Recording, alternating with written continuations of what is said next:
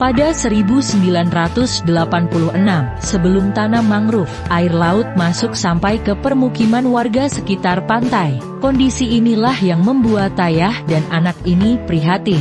Mereka merasa bertanggung jawab menjaga lingkungan dari kerusakan alam. Mulailah mereka menanam mangrove. Miris lihat kondisi tahun 86. Air laut saat pasang masuk ke dapur dan rumah warga. Banyak tambak jebol. Mereka khawatir, kalau terus-menerus begitu, lahan di Lembung bisa hilang dan warga tidak bisa bertahan. Setelah ada hutan mangrove, warga bisa merasakan bersama, ancaman abrasi berkurang. Mereka pun bisa tetap tinggal di lahan itu, hingga sekarang. Baginya, menjaga hutan atau alam merupakan tanggung jawab bersama, bukan hanya pemerintah. Kalau menunggu pemerintah untuk konservasi, katanya, sama saja membiarkan kerusakan makin memburuk. Beragam manfaat dengan ada hutan mangrove selain menjaga kawasan dari abrasi dan rumah bagi biota laut. Pohon ini, mereka jadikan beragam produk. Mereka coba bikin kopi. Tahun 2012, kami membuat kopi mangrove. Dengan eksperimen, memanggil 5 orang tetangga untuk minum kopi itu, macam-macam efek dirasakan. Itu sesuai penuturan mereka. Ada yang nggak bisa tidur semalam, ada yang pegal di bagian paha, bahkan ada yang mengaku kejantanan makin kuat. Itu percobaan pertama. Setelah itu, mereka coba dan coba. Akhirnya, jadilah kopi mangrove dengan nama Kopi Malam Jumat.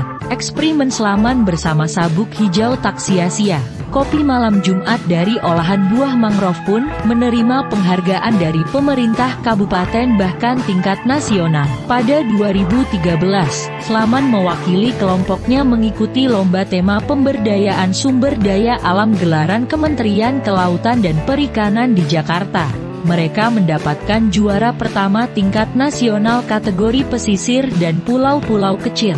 Kepercayaan juga mereka dapatkan dari Perhutan Ik Madura. Para perempuan atau ibu-ibu dalam kelompok di Desa Lembung ini begitu berperan besar dalam kesuksesan produk mangrove ini. Awalnya, para ibu ini terlibat dalam peduli pesisir dengan menanam mangrove, kemudian membuat produk dari tanaman ini. Tim penilai dari KPH Madura bahkan datang langsung ke hutan mangrove Lembung. Tak hanya kopi mangrove, mereka juga uji coba sirup es krim, jajanan sekolahan berupa kerupuk dari mangrove. Bahkan, akar mangrove pun jadi pewarna alami pada batik. Mangrove ini tetap dimanfaatkan tanpa mengganggu kehidupannya. Ada beberapa jenis mangrove ditanam di hutan mangrove ini, antara lain, Rhizopora apiculata, Avicennia lanata, Soneratia alba. Berbagai jenis mangrove itu, katanya, memiliki fungsi dan buah pun berbeda kegunaan. Sekarang pesanan kopi dari berbagai daerah. Upaya mereka menjaga dan merawat mangrove bukan tanpa rintangan. Ada yang merasa terganggu dengan aksi Selaman dan kelompoknya sampai terjadi pembakaran pos istirahat kelompok dan pepohonan mangrove.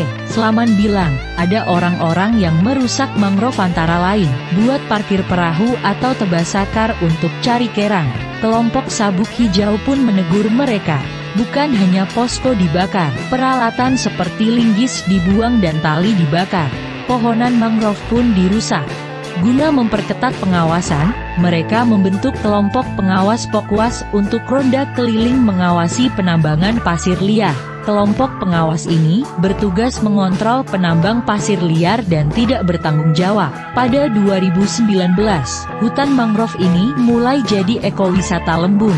Mereka juga bentuk kelompok sadar wisata Pok Darwis. Ide itu, katanya, sebagai langkah untuk mengajak pemuda dan dewasa untuk konservasi berbasis wisata.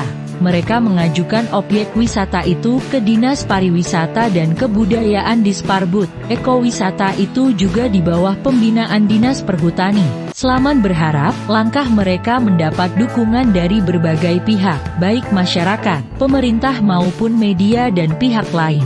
Menjaga alam ini perlu. Kalau alam rusak, berimbas pada kehidupan kita. Aksi Selaman merupakan upaya penyelamatan alam pesisir dari kerusakan. Ia mesti jadi contoh buat penyelamatan mangrove di berbagai daerah.